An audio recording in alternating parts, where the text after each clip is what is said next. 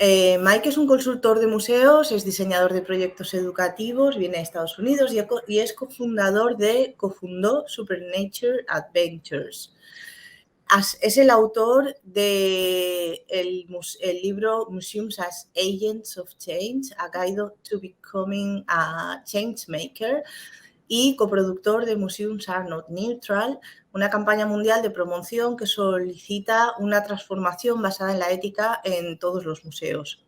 Trabajó como director de aprendizaje y asociaciones comunicativas del Museo de Arte de Portland y fue el colaborador de la iniciativa Museos como Sitios de Acción Social, que apoya la equidad, la inclusión en los museos. Y también es asesor del proyecto Fishwave para la iniciativa OF by All, for All, que ayuda a las organizaciones cívicas y culturales a crecer y un poco centrarse en sus comunidades.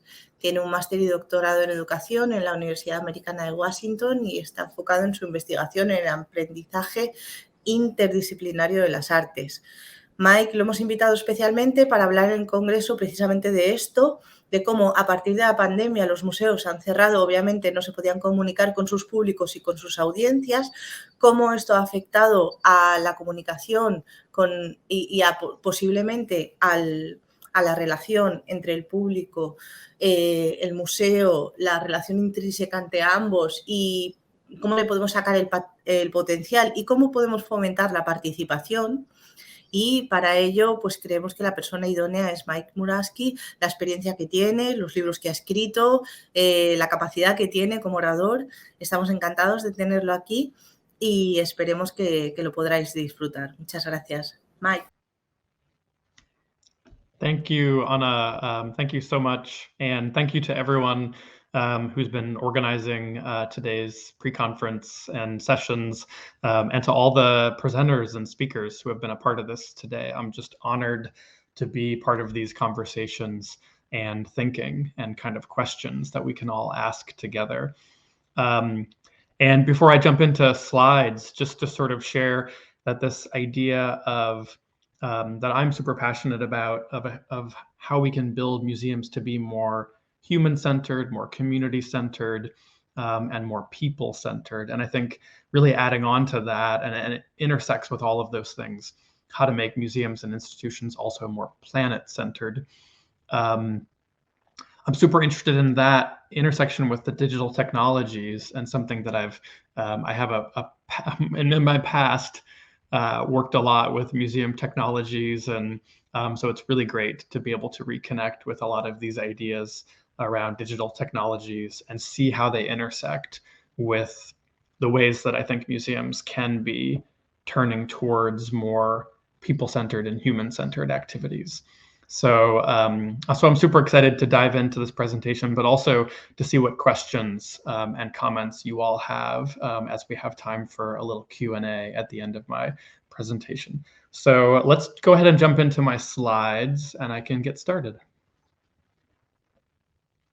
Perfect. Okay. So I'm kind of have two halves of my presentation. First, I just really want to review and kind of go over some of the key aspects to this idea of a human-centered mindset for museums, or what it means for a museum to be more human-centered. And it's something that I believe, especially as we sort of, I don't know, I almost said come out of this pandemic, but as we transition into a new moment in this pandemic, you know, I think it has continued to be an opportunity for us to rethink how museums work, how they function, how we define museums. And I appreciate, you know, all of the conversation around, you know, the definition of museums and how we can expand that definition and bring more into what we're referring to when we talk about a museum or museum practice. And so I think it is a really important time for us to be thinking about a more human-centered and people-centered revolution in museums. I have, for the last 2 years, really gone back to this, or almost 2 years, gone back to this quote from Kathleen Osta, who is the managing director of the National Equity Project here in the United States. And I'll read this quote. It's long, I realize that, but I think it comes across some really core ideas of what it means to take a shift towards being more human-centered. So this was written in April of 2020, so as the pandemic was sort of just beginning. And she says, "How might we use this global crisis to reorder our priorities and lives in ways that increase our collective well-being? How might we organize our lives at the interpersonal level and lead change at the institutional and structural level with the awareness that we belong to each other, that every human being is worthy of our attention and care? What might be possible for ourselves and for future generations if we decide to live and lead with this value?" And for me, this just continues to represent so much of this idea of focusing in on our well-being as humans and sort of the attention and care that we can give ourselves as people. And what would that mean if we really embraced that at the institutional level within the museum field? And I know there are some of you watching that are doing that, but there are also some of you that are, watching this presentation that are at institutions that aren't doing that we need to make some change and transformation to make this more central to museum work. So let me go on to our next. So this need for this shift has never been more urgent. And I want to focus just on three kind of smaller aspects of this to frame the role of digital technologies as I shift to that. And these three things that I think are core aspects of building a more human-centered future for museums are really bringing human values to the core of museum practice and institutional practice, prioritizing care, people, and equity. And then third, re-envisioning these power structures, especially for institutions that have these legacies of sort of old status quo power structures, and then really learning to center community. So there's a lot packaged in these three bullets, and I want to go a little bit more into detail for a few minutes so we can sort of see how these things can be exhibited in technology projects. So first is bringing these human core values to the core of our practice. I'm going to spend a little more time on this because I have been thinking a lot about this recently, and that this may be a step we've missed along the road a little bit. One part of this is ourselves, is understanding our own values. So self-inquiry. What matters to me as a museum professional, a museum leader, an emerging professional, a museum volunteer, or even a museum visitor? What are some ideas, people, and communities that shape my personal beliefs and values? And are these reflected in the work I do in my institution? So oftentimes we haven't spent the time to actually get to know our own deeper personal values. But more than that, do we ask ourselves if we are reflecting those values in our work, in the workplace, in what we do within museums? I think that's such a key question. And then how are we complicit in the things that we want to change? Are we part of the barrier? Are we part of what's holding this work back is key. Organizational thinker Steve Patty, whose book here, Moving Icebergs, really addresses this idea. And in it, he says, every organization needs to hold candid conversations about values and beliefs, purpose and meaning. And I think that is so true right now at this moment as we sort of, transition out of different stages of this pandemic. We have an opportunity to think about deeper values and deeper beliefs and what's driving change. So at this institutional level, I think this is also the sort of other part of this attention to values. Is your museum aligned with your personal values and commitments? I have spoken with many museum professionals over the last several years where there's misalignment. There is a gap between people's personal values and the things they hold dear and institutional values. And I think that can cause a real problem as we start to be a little bit more human-centered in museum practice. This second question, I think, is really important. If my institution could create an environment based on deeper human values, what would that look like? What changes could we start to identify that would need to happen for us to have a museum based on deeper human values? And we have so many examples out there, I think, of where this is happening. And then how can I bravely and consistently align my own professional practice, the work I do in museums, with my deeply held personal values? So again, it's all about this alignment and having these open, candid conversations. And really quickly, just showing examples of nonprofits and museums that have really done something with this value side of their work. So the Laundromat Project, which is an amazing arts and culture nonprofit in New York. One of my favorite values they've identified is being propelled by love. Just going out and saying it. Nothing could be more human-centered, I think, than many of these values. And then more locally, where I am here in Portland, Oregon, there is a museum that has really transformed itself called the Five Oaks Museum. And what I'm showing you here is their sort of value statements. And they have really redefined their values to include land, truth, body, justice, and a value of community. And so I think this process shows how we can start to be more focused on these aspects. Second, a human-centered museum, I think, really prioritizes care, people, and equity in everything it does, not just a program or an exhibition or community outreach aspects, but everything from facilities to budgeting to technology projects like we're talking about today. And a couple things to dive a little deeper into this. When making decisions about exhibitions, programs, collections, hiring, budget, facilities, digital, let's ask ourselves, what are we prioritizing over care? What are we prioritizing over people, such as our staff, our volunteers, our local communities? And what might we be prioritizing over equity? I think oftentimes when we can answer these questions, we can start to shift this work to make sure that we have these things as priorities. And then finally, I think a really important part of developing more human-centered museums is re-envisioning power structures and then centering community. So let me dig slightly more deeply into this before we jump into the digital projects that I want to share with you. And I've written about and spoken a lot about the need to change leadership structures in museums. But here, I think it's just the aspect of where power lives in your institution and the need to rethink these structures to emphasize connection and community over hierarchy and power.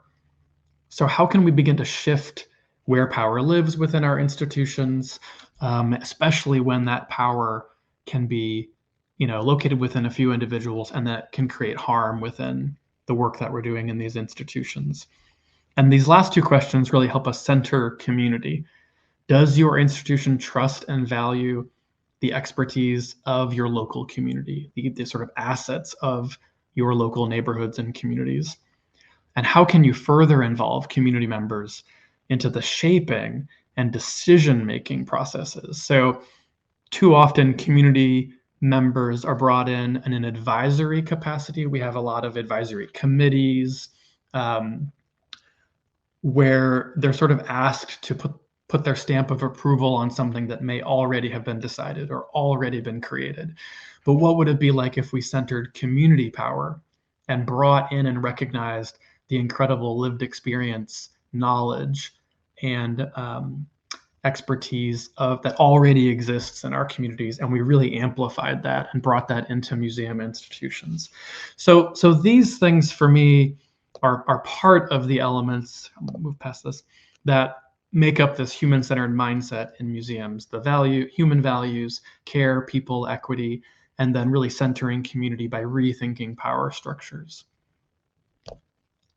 So now let me shift in the remainder of my time to look at some technology projects that I came across I was asked to sort of make these connections between the ideas that I have around a human-centered museum and a museum that's really about people and care, and how digital projects could be connected to that. So I have 4 projects that I want to share with you all and mention them in brief. I have websites listed on each slide, but you can also just search for these and find a lot of content and videos and all kinds of stuff online on your own. So I encourage you to dig deeper, learn more about these projects and others like it, as we think about how digital technology can be a part of this revolution to change museums, to make them more human-centered. So the first project I want to just share, and before I actually share these, I should thank a lot of these projects came to my attention from the website Jing Culture and Commerce, and I received their email newsletters and go to their website. And so I really do have to mention them and give them a shout out for bringing a lot of creative technology projects to awareness. And it's been a great resource to sort of just stay on top of a lot of these incredibly innovative projects and who's making them. So the first project is No CLT. This was developed and created by the Levine Museum of the New South here in the United States. And this project is a smartphone app that uses both augmented reality and GPS technology to immerse users in the history of Charlotte, North Carolina's Brooklyn neighborhood. Now, this is a neighborhood that was a once thriving area of Charlotte, North Carolina, but it was cleared for urban renewal in the 1960s and 70s.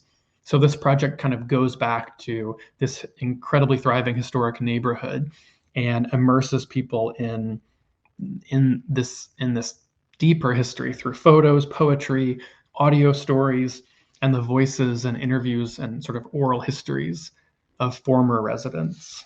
And I have additional images here. So this just shows the sort of smartphone app and how it's using augmented reality in locations that are based in this neighborhood. So you walk around the neighborhood and you see signage that gives you these locations where you can access different content as part of this experience. You can also connect with current Black-owned businesses within this neighborhood, and the project is really meant for you to support those businesses and really connect with the community that's there now and help support that community going into the future. So a very sort of community-based and place-based project that is connected to an exhibition that is also at the Levine Museum of the New South. So it is museum-based, but you're out and about in these physical places experiencing this. So I'm going to go through a few of these projects and then kind of go back and connect them all to this sort of human-centered idea of museums. But I think you're probably seeing the connections here with really centering, again, this project is centering, people, story, a lot of unheard stories or lesser known histories and stories that are emerging within this project, and having audio stories and voices of people to really make that human connection with this place, with these histories, I think is so powerful. And that it's outside in this community couldn't be more important. Okay, so the second project I want to share is called The Legacy of Survival, which was an exhibition at the Gilcrease Museum in Oklahoma, also here in the United States. The exhibition itself in the museum focused on the violence and horrific events of the Tulsa Race Massacre, which happened in 1921 there in their local community, Tulsa, Oklahoma. And move on to the next slide. The exhibition space included this life-size interactive videos of 2 remaining survivors of the Tulsa Race Massacre. Viola Fletcher, who at the time of recording this project was 107 years old, and Leslie Benningfield Randall, or Mother Randall, who was 106 years old at the time of this project being created. And at the center of this project, so visitors come up to these life-size video interactives of these 2 survivors, and they can choose a series of questions to ask in a microphone. And then that life-size video interactive responds to that question through these oral histories and interviews they've recorded with these two amazing women who are, sharing their stories with the broader public community. So try to see what other images I have. Oh, there's pictures of them visiting the exhibition with their families and community members to sort of celebrate this project. At the core of this project is a really, I think, intensely powerful way to preserve and share memory, and a lot of memories and stories that have just continued to go, unheard within this event that happened in Tulsa. So I think projects like this that are bringing these people, these memories into the museum are so important. And I love that sort of human to human interaction that this technology really promotes and allows. And if you go to their website, which I listed on the first slide, and you can also just search for it. Well, this is the Storyfile website, so the creator of the project. You can really access and see what these videos are like and listen to these stories, which is really an incredible part of this project. Okay, the third of 4 projects that I want to share is Emerging Radiance, which is a multi-component project, but one of the components was this sort of mural installation at the Bellevue Arts Museum. And this is a project that Michelle Kumada, who's an artist that was commissioned to do this work, really decided to really dig into so this is in Bellevue, Washington, not far from where I am here in the Pacific Northwest of the United States, and a region that, I think only up until, only recently have a lot of the stories of Japanese Americans who were incarcerated, forced, to be stripped of their property, and they were sent to detention centers and camps during World War I, all across the West Coast, especially in the United States. And so for Bellevue, Washington, that is something that, directly happened in this place's history. So Michelle Kumada, as an artist, decided through this project to explore those stories from local residents, Japanese American residents and farmers of Bellevue, Washington, of that place where this installation is intended to be. And so the mural, and I can sort of go back to that first slide too, and I believe an additional mural has been created also that continues this project, not just in this small sort of farmhouse architectural installation, but also on wall spaces there at the Bellevue Arts Museum. But visitors not only interact with the mural, but they then use through augmented reality technology, and I think this is through an Instagram and Instagram filters. They are able to scan a QR code and then access the stories of Japanese American farmers who experienced these detention centers and this whole incarceration process and these injustices that happened in history. And so these oral histories and stories really come to life right on your mobile device as you're in this space and interacting with the mural. And like a lot of these projects, you can also then interact with this content online. And I think a really exceptional website is actually the artist's website, which I've included here, michellekumadaart.com, where you can really get a deep experience of these stories and what this technology experience is like. So again, a project that's really focused on human stories, bringing these histories to life and connecting them to us through these engaging technologies that we can, use on our smartphones. Okay, finally, the last project that I want to share for technology is in the UK. So they're not all US based, and I wish they were more global. So this project really caught my eye because I really am really interested in, quote unquote, museum projects that don't have a physical space. As I mentioned, I'm really interested in this conversation of how we define museums, and the broader and the more expansive, I think sometimes the better. So this is Everything is Music. This is a project created by Crack Magazine in the UK.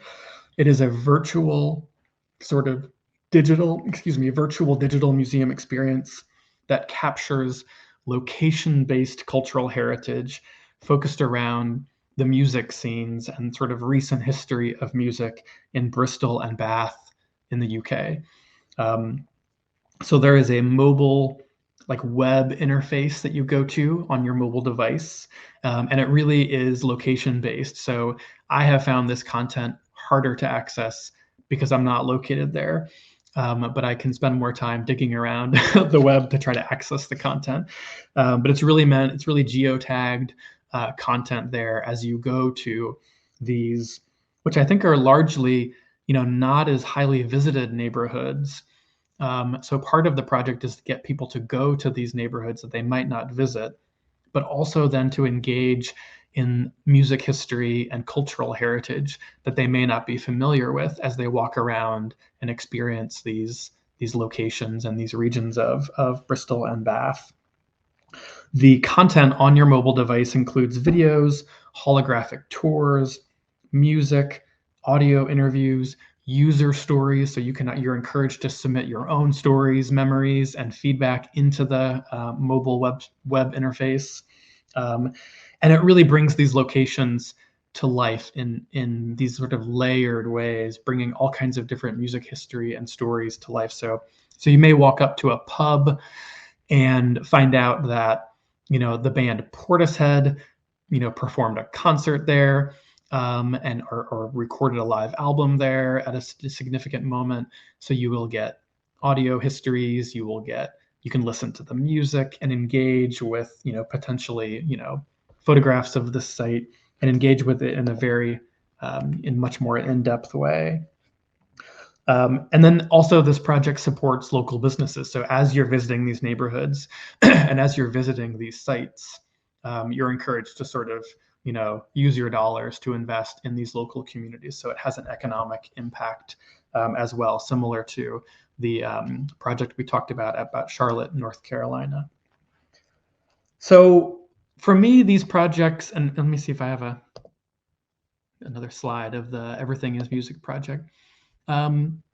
These digital projects for me were connecting to this idea of a human-centered mindset for museums. They were at the core, I think, thinking about people, about memories, about storytelling, and really focusing in on not just the people who are part of the content of these projects, but us as users or as visitors or as community members and how we're interacting and learning and growing with the content and connecting with that content. I felt like it was really prioritizing these ideas of care and of people and equity. Many of these projects weren't just about learning about the past, but what it meant for the present and the future. And so I think that was a really important part of it. and bringing about stories and memories and histories that just haven't been told enough. And as a white, person, I think when I say stories that are unheard, it means largely unheard by sort of white communities. And so I think that is an important part about bringing, historical and cultural awareness out through these projects. So that is key, I think, to them. And then the way that community members and community-based content and stories can be a part of these projects and really come in to the museum. So these projects really trusted the artists, trusted the storytellers, trust the community members to shape that content and create these projects as you saw them and as you sort of experienced them today. So for me, a lot of these digital projects are so human-centered, and I think they're bringing that into museum practice. So final questions, and then we'll move to what questions you have. For me, I think I love when people ask of their projects, is it more human-centered or is it more tech-centered? So think about projects you're working on or other projects you've heard about or experienced and ask yourself that question. If you were to unplug and disconnect it, what do you have? I mean, what do you have left? Do these human stories, these ideas, these voices and memories and values, do they remain? Do we still have an important project left if we lose the sort of tech side of it? And I think these are important questions to ask as we're thinking about developing tech projects. So we can put a lot of money and resources into these projects. And I think that money goes to a really good place when they're people-centered projects versus a project that may solely be about the devices or the new and innovative screen or something like that, but doesn't have anything beyond that. So just questions to be asking, not necessarily for me to answer right now, but to throw out there for these types of conversations. And I'm going to definitely turn it over for questions. But before I do that, I would love to stay connected with anyone who is participating in this conference today. You can connect to me through subscribing to my Substack, which is agentsofchange.substack.com, or follow me on Twitter and feel free to @ me with questions, comments, anything you have. I am always open to responding there and being part of these broader conversations across our field. So with that, I'm going to turn it back over to Anna and see what questions, comments, and discussion we can have while we have this little bit of time left. Thank you very much, Mike. It's been really interesting. I think so. Some of the questions that are being prepared there in the chat, we'll have two chats, one in Spanish, one in English. I will try to read all the questions, but in giving them time to write those questions, I want to make also an arrangement of all what have you said, and also ask you some questions. Well, of course, museums have to be people-centered now. I absolutely agree with you, specifically now that we have passed a pandemic, a global pandemic, but also we are in the meantime of a war in Ukraine. And these things are issues that museums cannot be apart. We have to be centered to giving a position of the museum on those questions, if hunger, if other issues, international but also local issues. So what are the limits for museums to politically be correct, but also be part of this society that we are in? No, we cannot be a part of it. Are there any limitations? My question would be that, no? So what, in your opinion and from your experience working with museums, what do you think are the barriers and the limitations, or maybe the prejudices that directors of museums have, or workers, or people that make decisions there, for not trusting the community, for not listening to the voices, because maybe they think they lost their authority as an institution, or what do you think are the main barriers there? Mm-hmm. Yeah, that's a good question, and I think so I think it does connect to this idea of like, what is a museum? Because the idea of a museum is so based in histories of colonialism, and I think, speaking here within the United States, the histories of museums are so connected to white supremacy and white dominant culture and forms of systemic racism, but also patriarchy and and controlling the stories that get told, controlling the culture that gets valued, and controlling the history that is told. Like there is the narrative, and so I think to sort of so that has created such a barrier, and it's always very surprising to me, or maybe it's not surprising, how much those forces still dictate decisions within museums, how those forces still shape these institutions, those legacies,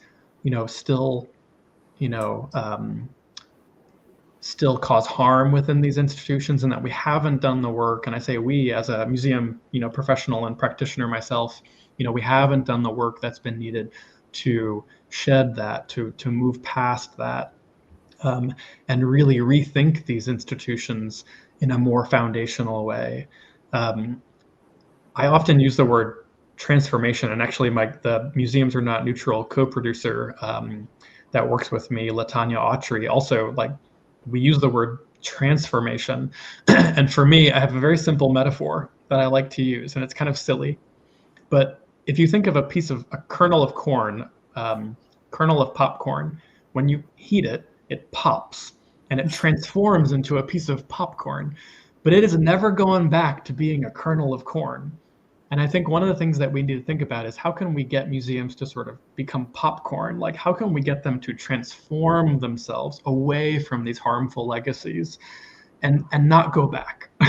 Like, move to a point where we can embrace, standing up for human rights, where we can embrace equity, where we can embrace community, and recognize these institutions as hubs of community belonging, places where, you mentioned the war in Ukraine. There are some museums that they're just turning their entire facilities over to being places where people can get food, where they can connect with housing.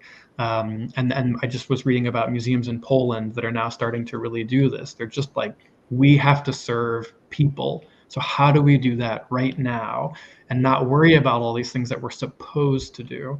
So I think there's a real mindset shift needed, and there's really hard work that we have to do to make some foundational changes to what museums are and what they can be, and sort of the beliefs they operate on.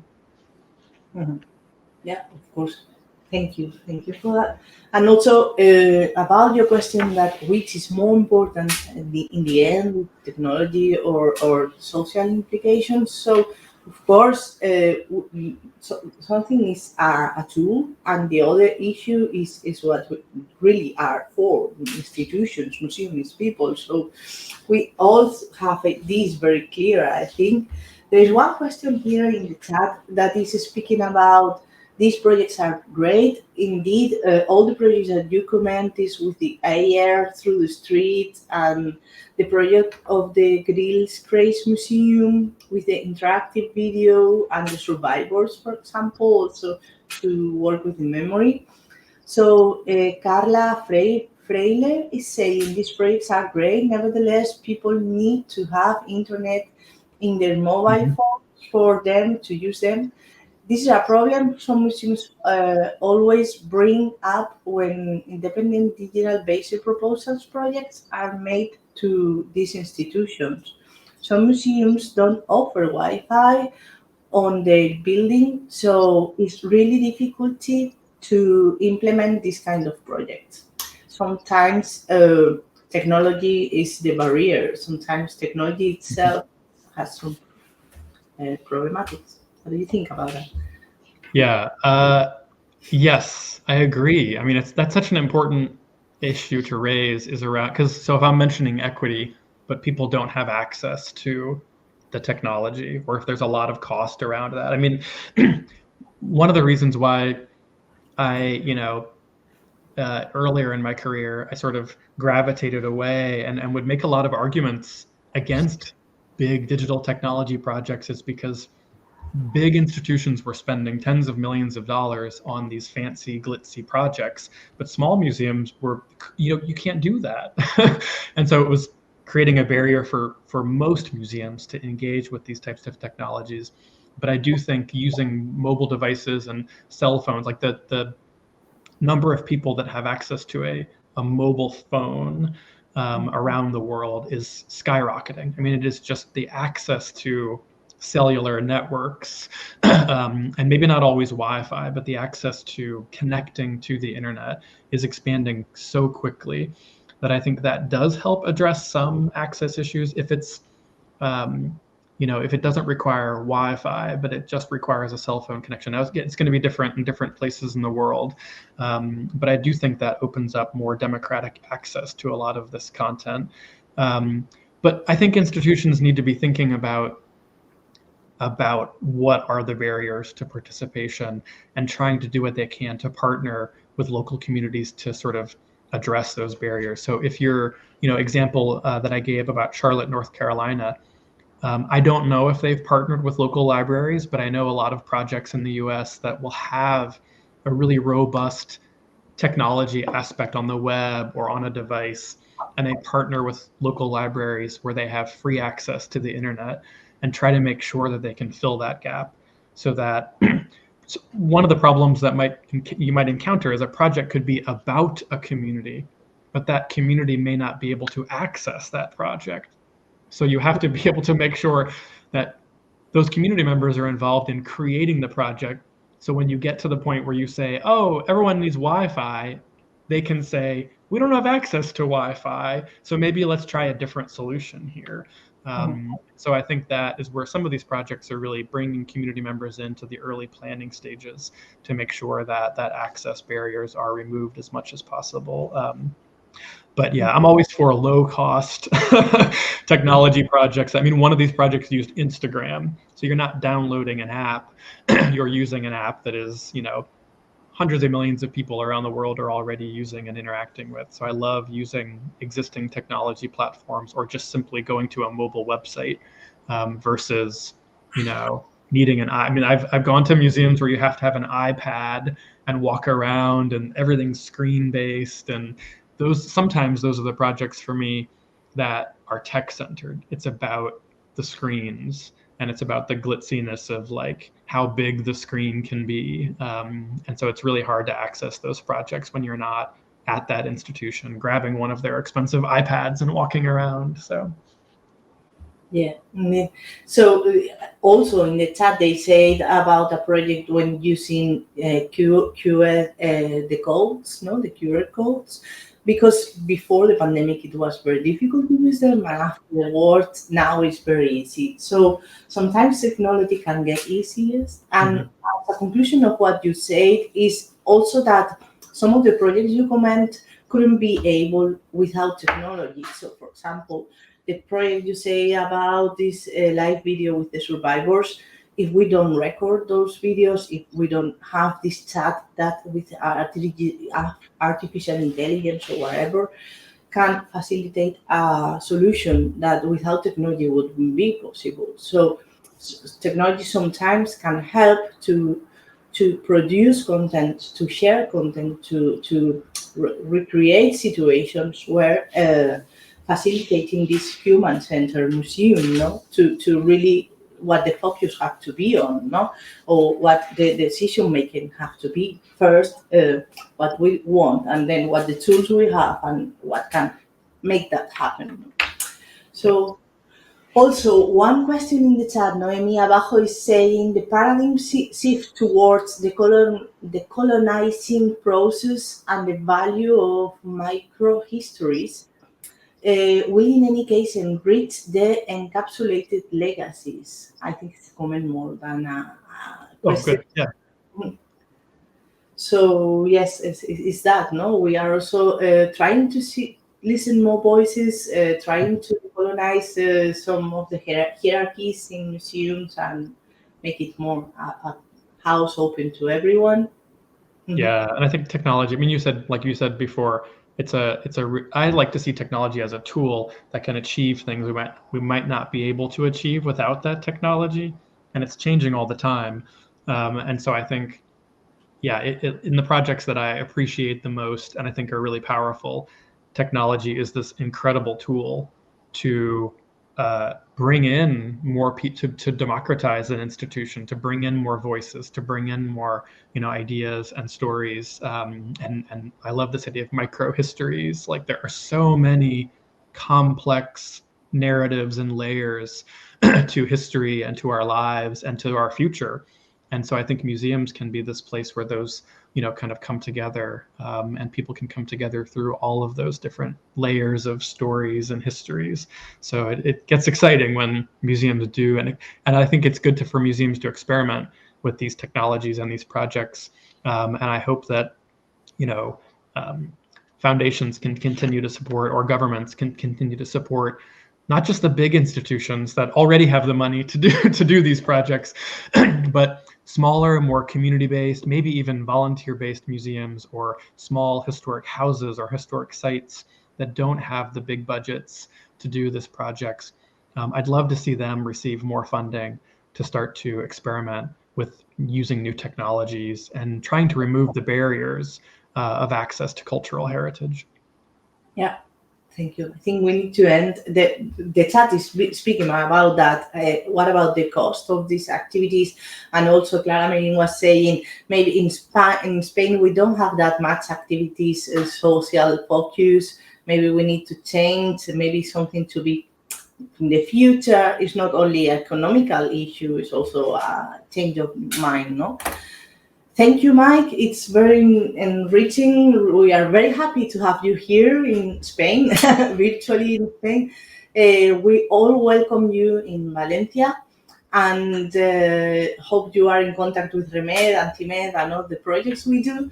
And now in 5 minutes, we will connect and make the bye-bye of the session and make some recommendations to everybody. Thank you, Mike. It's been a pleasure. Thank you so much. Gracias.